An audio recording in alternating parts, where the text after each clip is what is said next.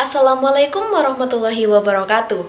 Bertemu lagi di mata kuliah Komunikasi Budaya. Tak kenal maka tak sayang, maka izinkanlah kami memperkenalkan diri sebelumnya. Saya Lilin Bayu Effendi dan rekan saya ada Ruslian Syah dan Rahim Bagaskoro.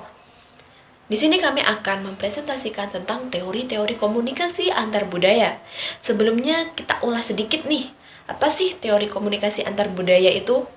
Jadi, teori komunikasi antar budaya itu merupakan sebuah komunikasi yang dilakukan oleh orang yang memiliki latar budaya yang berbeda, mulai dari suku, ras, etnis, hingga kelas sosial. Lalu, seperti apa sih teori-teori komunikasi yang digunakan dalam komunikasi budaya ini? Mari kita simak video berikut ini. Communication Accommodation Theory. Kamu pernah secara tidak sengaja menyesuaikan logat dengan lawan bicaramu. Misal, secara tidak langsung kamu berbicara dengan logat Batak mengikuti lawan bicaramu, yang merupakan orang Batak asli. Jika iya, itulah sedikit contoh dari teori ini. Pada dasarnya, Communication Accommodation Theory menjelaskan mengapa dan bagaimana kita menyesuaikan perilaku komunikasi dengan tindakan orang lain. Teori ini sendiri digagas oleh Howard Giles dan kawan-kawan. Giles dan kawan-kawan menemukan bahwa komunikator seringkali meniru gerak-gerik lawan bicaranya dalam melakukan komunikasi. Proses meniru ini disebut convergence, yakni bentuk akomodasi dan penyesuaian timbal balik. Jika terjadi proses sebaliknya, maka disebut divergence, yakni bentuk non-akomodasi di mana tidak ada penyesuaian. Proses convergence dan divergence memiliki dua sifat yakni mutual dan non-mutual. Jika kamu dan lawan bicaramu sama-sama meniru ekspresi dan gerak-gerik masing-masing dalam berkomunikasi, maka itu merupakan proses convergence terhadap lawan bicaramu. Namun lawan bicaramu memberi respon sebaliknya, maka proses convergence tersebut bersifat non-mutual. Ada 3 asumsi dasar Communication Accommodation Theory. Pertama, interaksi komunikasi yang terjadi bergantung pada konteks sejarah, baik secara personal maupun kelompok. Misal, kamu pernah punya masalah dengan salah satu teman sekelasmu bernama X. Suatu saat kamu harus bekerja sama dalam kelompok. Pasti dirimu dan dirinya berusaha untuk berkomunikasi secukupnya dan menghindari kontak secara intens. Kedua, komunikasi memuat proses pertukaran informasi dan juga proses negosiasi, penerimaan personal atau identitas budaya. Misal, setelah lama tinggal di Jakarta, kamu mengikuti program pertukaran pelajar ke Belgia. Saat sedang melakukan tawar-menawar dengan pedagang tradisional, kamu menunjukkan gestur negatif untuk memberi sinyal bahwa kamu tidak mengerti apa yang diomongkan pedagang tersebut. Pedagang tersebut lalu menangkap sinyal bahwa kamu tidak mengerti dan berusaha untuk menjelaskan informasi mengenai harga produk yang dijualnya secara perlahan. Mungkin saja ia menggunakan bahasa Inggris agar dapat lebih mudah dimengerti, mengingat bahasa Inggris merupakan bahasa internasional. Nah, hal tersebut merupakan contoh dari pertukaran informasi dalam asumsi teori ini. Ketiga, dalam melangsungkan proses convergence dan divergence untuk mencapai tujuannya, biasanya seseorang menggunakan berbagai bentuk komunikasi. Terkadang bentuk komunikasi yang dilakukan menyesuaikan stereotip yang berlaku di masyarakat. Kamu pernah tidak sengaja mengikuti gaya bicara balita dengan mencadilkan lidah saat bicara dengannya. Secara kultural, anak balita dianggap masih cadel karena belum dapat berbicara dengan lancar. Itulah dari penyesuaian bentuk akomodasi komunikasi dalam teori komunikasi antar budaya ini. Fast Negotiation Theory. Teori ini dikembangkan oleh Stella Ting-Talmy. Pada dasarnya teori ini membantu kita memprediksi bagaimana orang-orang menciptakan wajah diri dalam kebudayaan yang berbeda, terutama jika dihadapkan dalam sebuah konflik. Dalam komunikasi, face work atau proses pembentukan wajah diri, baik secara verbal maupun non-verbal, digunakan untuk mempertahankan wajah sosial diri sendiri, mempertahankan wajah sosial orang lain, ataupun menyerang wajah sosial orang lain. Wajah di sini mencakup baik buruknya citra diri di hadapan masyarakat.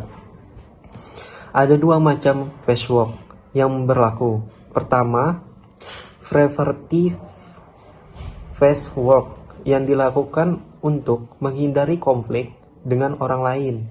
Misalnya, kamu ingin menyanggah argumen temanmu tanpa menyinggungnya.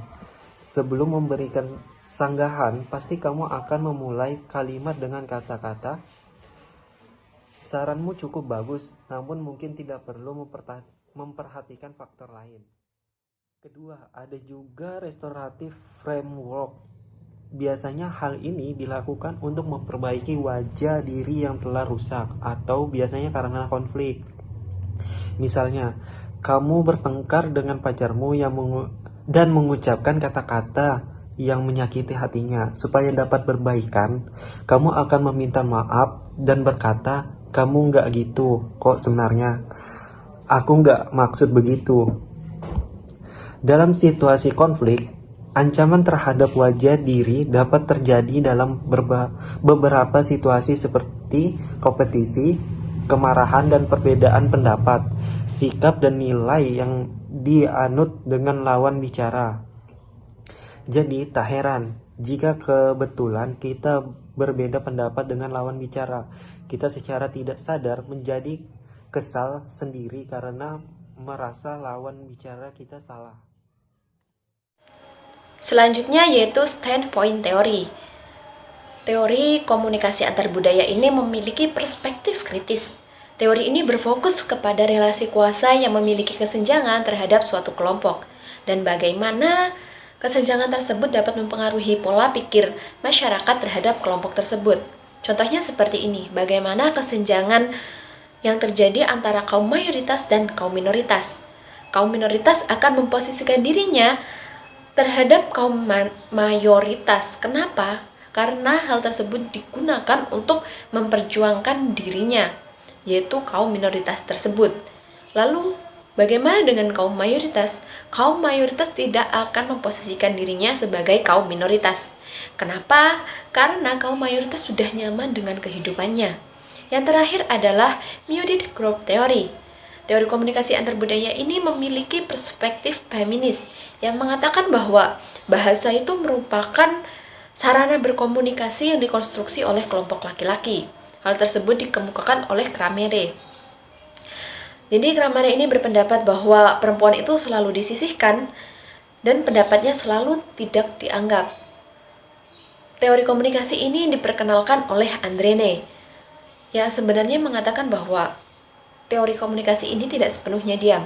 Hanya saja perempuan itu tidak bisa menyuarakan pendapatnya dimanapun dan kapanpun. Dia harus memposisikan dirinya di sekelilingnya itu seperti apa. Dia harus menyesuaikan dengan lingkungan sekitarnya. Dan itu sangat relate dengan kondisi sosial yang dialami oleh perempuan.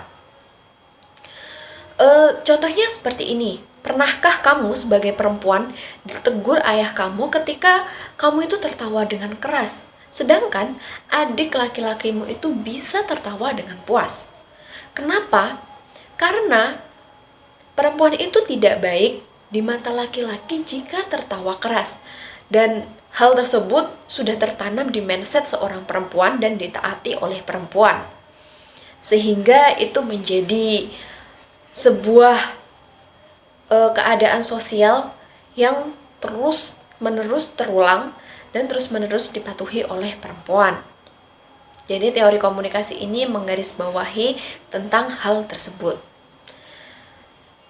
Saya rasa sudah kita sampaikan beberapa teori komunikasi antar budaya dan kita akan pelajari selanjutnya pada bab-bab selanjutnya pula.